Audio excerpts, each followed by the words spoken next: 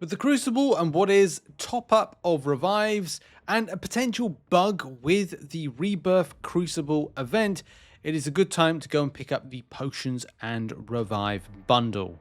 All non-spending players like myself, many others as well, will look at their inventory, and as I've said many times, if you've got a level 3 revive, it goes into its own slot, which you can get up to 20 of those particular revives at one given time. Meaning at one given stage, you could be a non-spending player holding 20 level 1 revives, 20 level 2 revives, and of course 20 level 3 revives.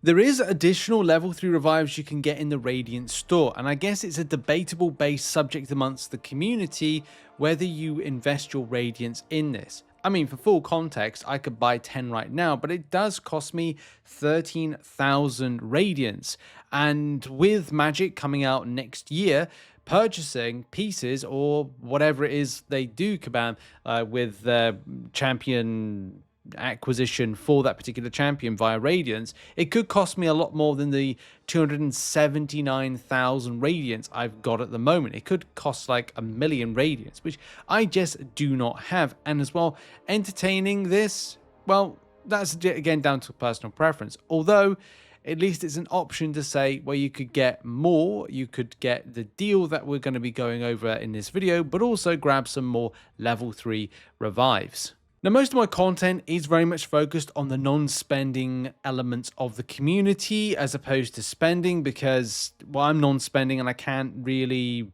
well, I haven't spent in years. So try to go, oh, go here, go there. Like, there are some things that players can pick up if you do spend, if you've got the Summoner Sigil, which is probably the only thing I would think. If I was to come back spending in game, I would probably go for something where I could top up on a regular basis these revives here. There's a level 4 right there with sigil tokens. There's some, again, there with sigil tokens for a team revive.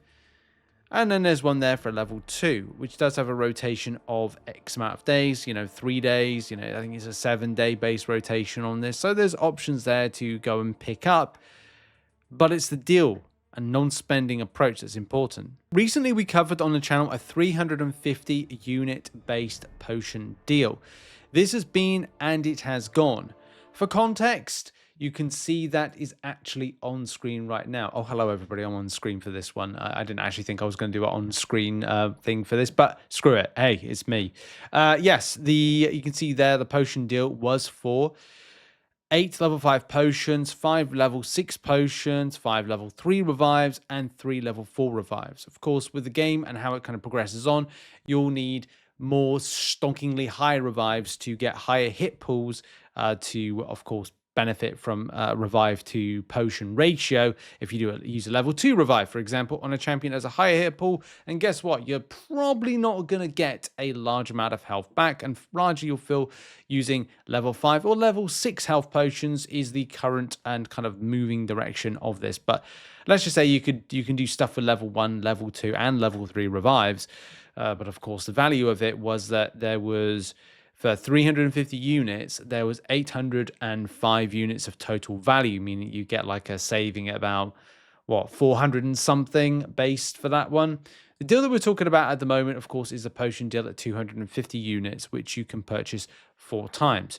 This theoretically gives you 40 usable revives based on taking the 5 plus 5 there, meaning 10. 10 times 4 is 40, last time I checked.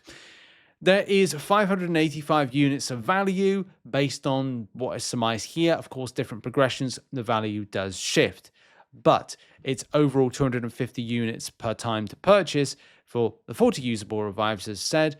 The many health potions, that's again 40, again, yeah, 40 for people to have, of 2 different types of rarities for that one.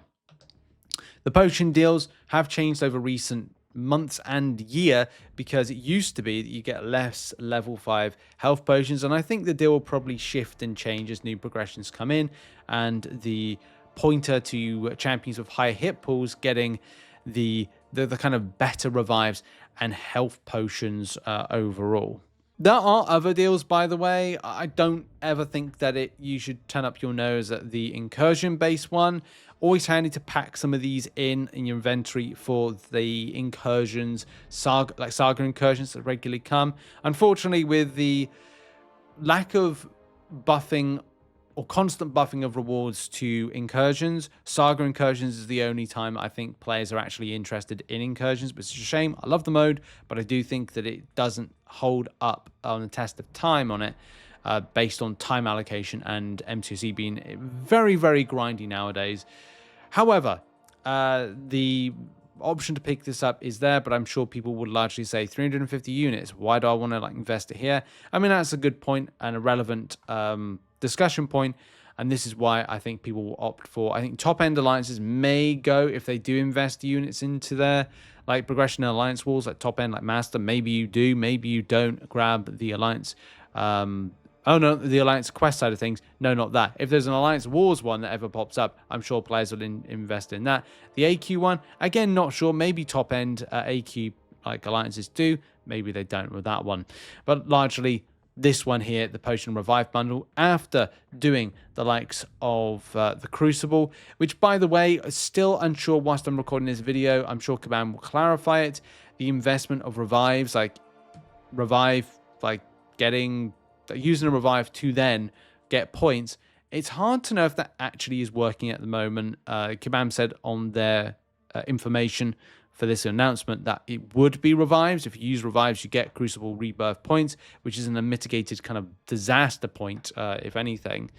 It might be the reason that they actually reduced down the points of that particular event, the Realm event for it, because the top end was about 500 mil. Anyway, yeah, you might also do your Crucible. However, and I would stress this with the Crucible, it's giving you revives for free. So on that particular quest, when you go into it under Crucible, which is right at the very end there, where's the that I just think what I've done then, I haven't done the normal difficulty of some of the lowers. In this, there are revives on the route, so you may be less inclined to use or spend any kind of units on it. So I would say down to personal preference on it, and do the Crucible first. If you need to top up on revives, there's actually some right there.